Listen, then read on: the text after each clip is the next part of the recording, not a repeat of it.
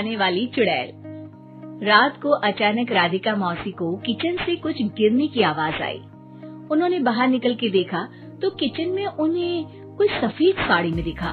वो चीख पड़ी, हे भगवान, आलतू जलाल तू आई बला को टाल तू, आलतू जलाल तू आई बला को टाल तू।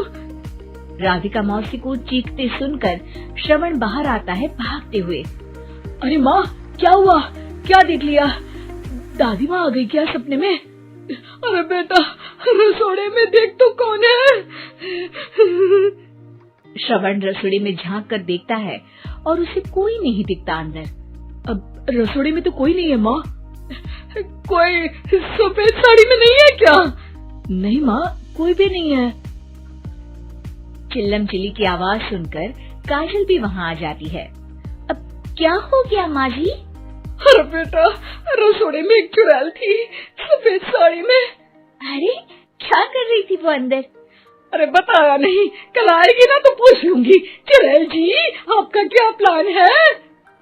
माँ जी, रात बहुत हो गई है, आपने कोई बुरा सपना देखा होगा, चलिए सो जाइए। राधिका मौसी सोने तो चली जाती है पर उनको रात भर नींद ही नहीं आती। वो कुछ भी उलझुल बातें सोचने लगती है। कहीं चुड़ैल की वजह से तो घर में टेंशन नहीं हो रहा, कहीं उसी की वजह से तो वो दादी नहीं बन पा रही। सुबह जब राधिका मौसी रसोड़े में छानबीन करती है तो पाती है कि नींबू का अचार गायब है। चुड़ैल नींबू का अचार ले गई, मुझे तो ठीक नहीं लग रहा कुछ। चुड़ैल को भी पता है कि जिंदगी का असली मजा तो खट्टे में ही है। राधिका मौसी झट से श्रवण को फोन कर देती है। बेटा, मुझे समस्या समझ में आ गई है, हमें एक तांत्रिक की जरूरत है। अरे क्या बोल रही हो माँ, तांत्रिक की क्या जरूरत है? आप पूजा पाठ तो कर ही रही हो ना। आलतू जलालतू मंत्र सारे फालतू जैसे कुछ मंत्र पढ़ो, चली जाएगी अपने आप चुड़ैल। अरे नहीं बेटा, कभी चुड़ैल को कम नहीं समझते। अरे तुझे पता भी नहीं चलेगा कि कभी वो छल करके काजल की जगह घर की बहू खुद बन जाएगी। क्या माँ, कुछ भी बोल रही हो? कहाँ काजल और कहाँ चुड़ैल? वैसे एक बात बताओ, काजल को अगर गाने के लिए बोल देना तो चुड़ैल काजल की आवाज सुनकर घर तो क्या धरती लोग छोड़कर चली जाएगी। तुम ना पढ़े लिखे बच्चे हर चीज को मजाक समझते हो। तुम रहने दो, मैं खुद ही तांत्रिक को बुला लेती हूँ। अच्छा सुन, शाम को इमली लेके आना। क्या है कि चटनी खाए बहुत दिन हो गए है ना? नहीं माँ, इमली तांत्रिक से ही मंगवा लो ना, आटा वगैरह भी उसी से पिसवा लेना। देखो मुझे काम करना है।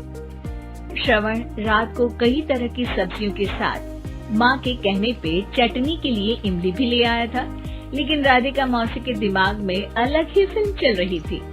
उन्हें अब सिर्फ शक ही नहीं यकीन होने लगा था कि शायद चुड़ैल ने श्रवण पर अपना जाल बिछा दिया था, जिस वजह से श्रवण उनकी बात ही नहीं मान रहा था। पर कोई नहीं, आने वाली रात में राधिका मौसी खुद तैयार हो गई चुड़ैल को पकड़ने के लिए। रुद्राक्ष की माला, तुलसी का पत्ता, हनुमान चालीसा सब हाथ के पास ही था, बस चुड़ैल का इंतजार था। और जैसा राधिका मौसी ने सोचा था वैसा ही हुआ।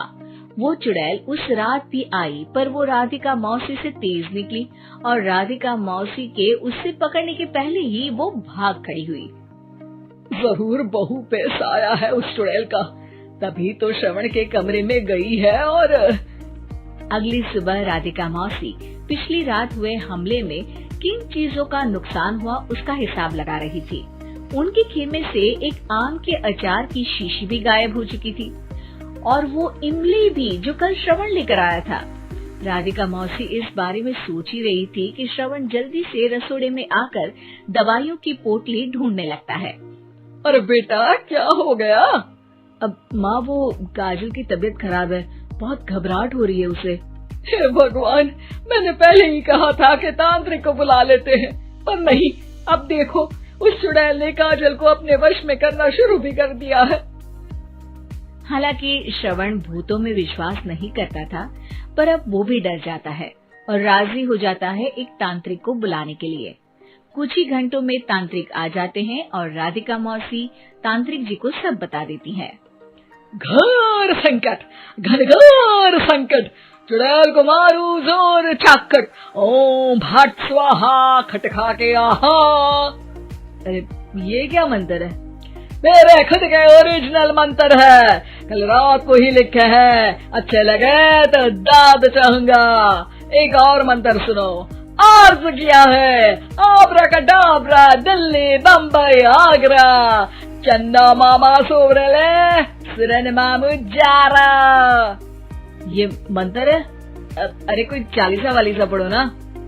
वक्त कम है, 40 नहीं पड़ेंगे, 20-25 में काम चलाना पड़ेगा।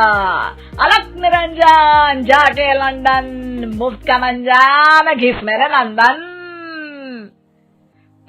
अरे जल्दी करो तांत्रिक जी, जल्दी करो। तांत्रिक अपने उल झलूल मंत्र पढ़ने लगता है। श्रवण को तांत्रिक पे शक होता है। वो अपने एक डॉक्टर दोस्त को कॉल कर देता है ताकि कोई अनहोनी हो तो इमरजेंसी में चीजें मैनेज हो जाए। तांत्रिक धुनी रमाता है, जिसकी वजह से कमरे में काफी धुआं हो जाता है और जिसकी वजह से बहू की घबराहट बढ़ जाती है। अब भागेगी चुड़ैल। हाँ। बहू खांसते हुए धुएं से बचने के लिए बाहर चली जाती है। अरे भाग रही है, भाग रही है। पीछे पीछे श्रवण भी जाता है। बहू एक सोफे पर बैठ जाती है। तभी डॉक्टर दोस्त आ जाते हैं और श्रवण को पानी लाने के लिए कहते हैं। थोड़े चेकअप के बाद डॉक्टर कहते हैं, मेरे हिसाब से जाप का काम पूरा हो गया है। क्या मतलब? अरे कुछ भी नहीं माँ, कोई चुड़ैल नहीं है, खुशखबरी है, अब दादी बनने वाली है। मगर वो सब अचार के डब्बे। श्रवण दोनों अचार के डब्बे अपनी माँ को दिखाता है, जो कि उनके बिस्तर के नीचे छुपे हुए थे।